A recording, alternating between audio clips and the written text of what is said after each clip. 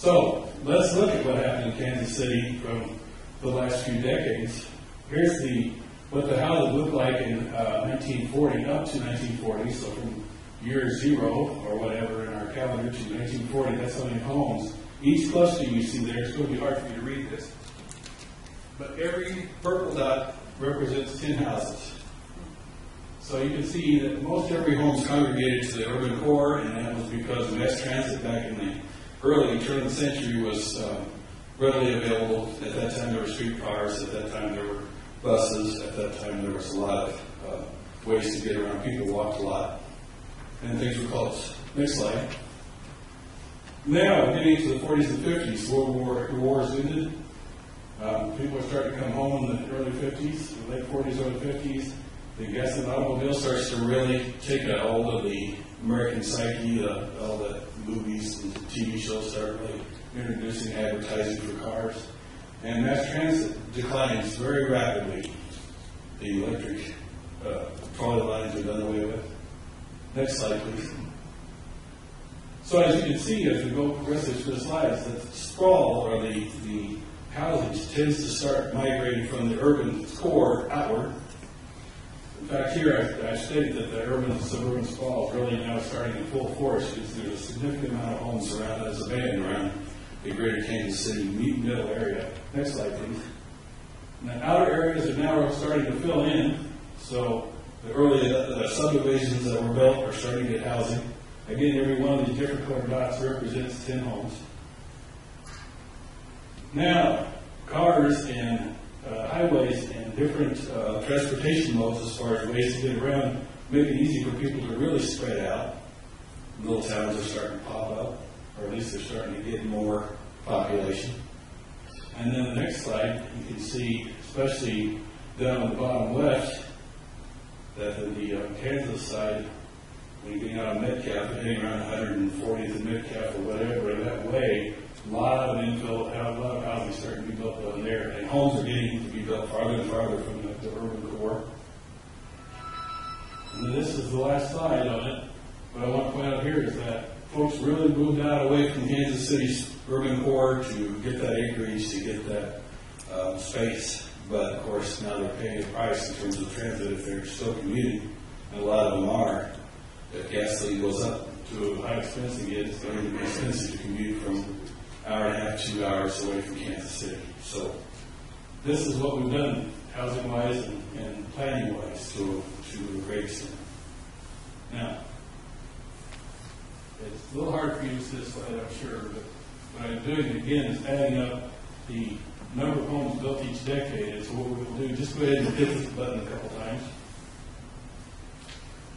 If we add up the total numbers of homes built prior to the year 2000, because of the earlier chart and permits and everything, we're going to get a total number of homes, if you add this up, of 748,250, which really, again, I'm rounding, 750,000 homes, give or take, have been built in Kansas City up to the year 2000, which is an agreement Rick's been saying for quite a while, and this validates that number. Next slide. So, if you look at every pre-1998 home, which will be a number slightly less than the 750,000, but we'll stay with the 750. If every one of them needed $10,000 worth of work, and that's a kind of high number, but realize that a lot of homes are going to be where they really need some significant work, and if you put windows, replacement windows in a home, you're really talking more than $10,000 if you do all the windows, especially in primes. So this might be a fairly realistic number. Time will tell how close we come to that $10,000 average, but mathematically it makes it easy for us to come up with a number. $10,000 times 750,000 homes is $7.5 billion. Next slide. So, if you're doing smaller jobs, and that's what I'm saying in this particular slide, is the amount of profit available from energy retrofits will vary. It'll probably be more than what you make on a home.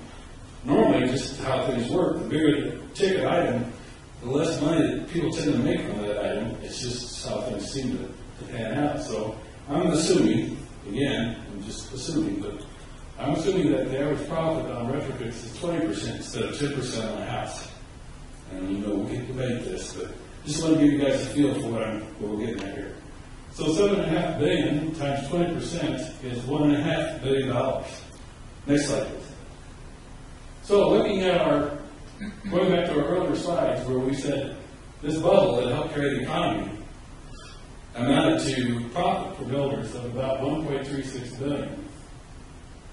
And if the profit on the retrofit jobs is slightly larger, which I think it will be, we're looking at the same amount of money, give or take. Another bubble, really, but the thing is, this won't be a bubble. The difference between what I'm talking about in the housing, which is dependent on bankers and large-scale financing, land availability, low interest rates, all kinds of really variable factors, and a lot of them are hard to predict for builders. It's a tough profession to be in because anything that happens, if the interest rates go up, if the economy goes down, those all affect housing greatly. But when you retrofit homes, you're talking $4,000, $5,000, $10,000. Most people can afford that. So it's a long-term solution we're talking about here, not really something that is that hard to achieve. So, bottom line, the money potential for energy retrofits is as good or better than the last decade's housing bubble. We want to call it the bubble. And that bubble carried the U.S. economy. When it went away, that's when the whole economy went south. Most everyone will say that. Of course, the stock markets had trouble and the financial industries had trouble, but they almost all are all pointing back to housing crisis. So, another quick slide here, just to point out, a new home can take several months to build. A typical energy retrofit should be done in around 30 days.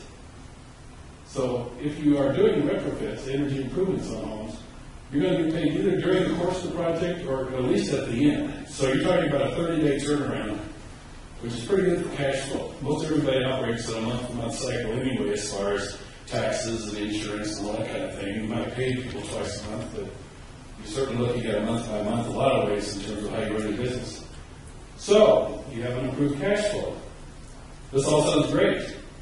But if energy retrofits are so worthwhile, then why could more of them taking place? I mean, come on, this makes all kinds of sense. What I'm telling you right now is just, my numbers may not be perfect, but the logic is certainly there. Why are we doing this? Well, bottom line, the various trades, insulators, heating, cooling professionals, people who put in store windows, replacement windows, energy efficient siding, there's a lot of different, people who tighten homes, caulk, weather strip. They don't really connect with each other. The different various energy improvement industries are so widely varied, they have such different business models, and they all have such different interaction that they traditionally really haven't been interconnected.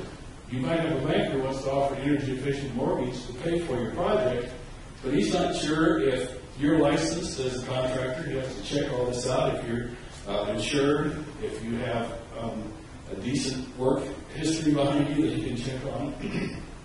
So, and of course, builders and developers right now are really looking at things like energy retrofits because the housing market's not so great, but they're not sure how to get into it.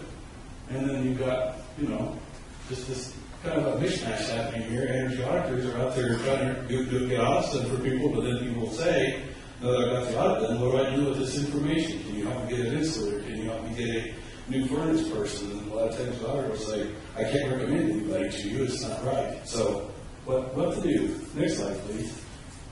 What if there was an automated online program that could take everyone who is involved in this and tie them all together in an automated and online and very efficient way, so that the process would start by a person saying, I want an energy audit, a homeowner. It would automatically help them find an auditor or a home energy rater.